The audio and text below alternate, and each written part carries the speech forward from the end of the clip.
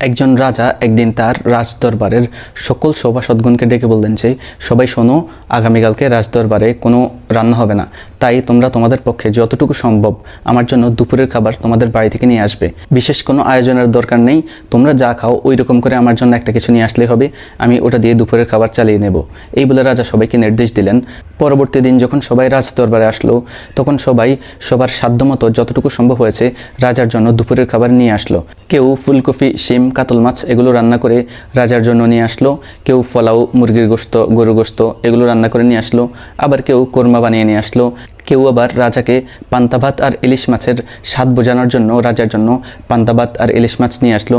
কেউ আবার মনে করেছিল যে সবাই তো আজকে রাজার জন্য ভালো ভালো খাবার বানিয়ে নিয়ে আসবে, তাই আমি আর অত ভালো খাবার নেওয়ার দরকার কি, রাজা যেহেতু বলছে তাই একটা কিছু নিলেই হলো।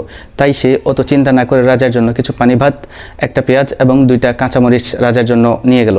তো একটু চিন্তা করেন, যেই ব্যক্তি রাজার জন্য পোলাও, মুরগির মাংস, গরুর মাংস এগুলো রান্না করে নিয়ে আসলো, কিংবা যেই ব্যক্তি রাজার জন্য কোরমা বানিয়ে নিয়ে আসলো, ওই ব্যক্তির খাবারগুলো রাজা যত খুশি হয়ে সানন্দে গ্রহণ করবে, পান্তা ভাত, পেঁয়াজ, মরিচ আনা ব্যক্তির খাবারকে রাজা অত খুশি হয়ে গ্রহণ করবে? কখনোই না।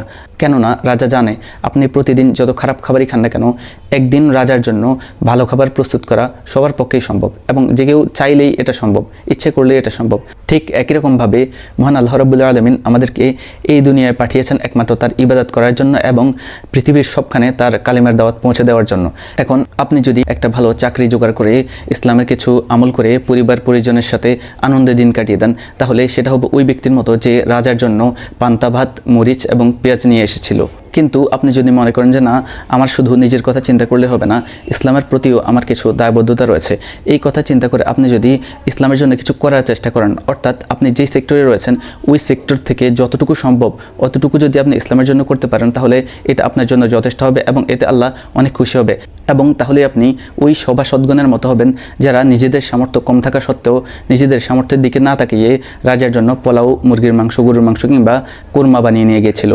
তাই আমাদের জন্য উচিত হলো আমরা যেই সেক্টরে কাজ করি না কেন সেটার দিকে না তাকিয়ে আমাদের সেক্টরে থেকে ইসলামের জন্য যতটুকু করা সম্ভব আমরা ততটুকুই যেন করে যেতে পারি, তাহলে আমাদের জন্য এটা যথেষ্ট হবে।